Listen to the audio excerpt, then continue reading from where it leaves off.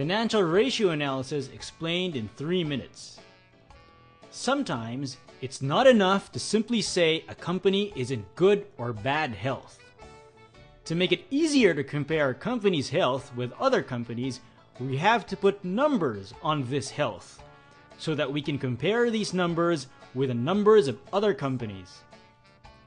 So now, how do we use numbers to assess company health? This is where financial ratios come in. Very common types of financial ratios are liquidity ratios, profitability ratios, and leverage ratios.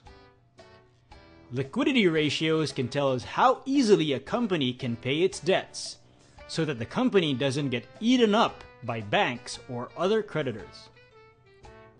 An example of this is the current ratio.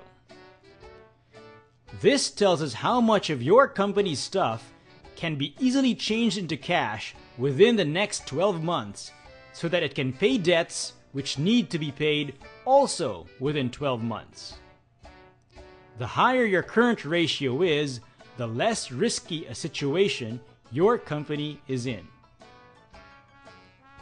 Now moving on, profitability ratios can tell us how good a company is at making money.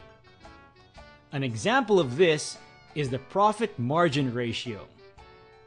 This tells us how much profit your company earns compared to your company's sales.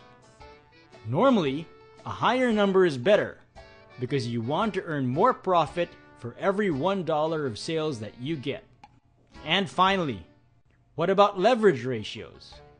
These can tell us how much debt the company is using to make the company run and stay alive. An example of this is the simple debt ratio. This tells us how much percentage of a company's assets are paid for by debt. Normally, a company is considered safer when the debt ratio is low. Note that this was just a very simple overview.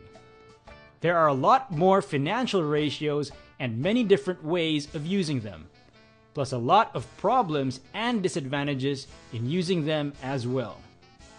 Would you like to super easily learn more about many financial ratios with even deeper analysis and detail?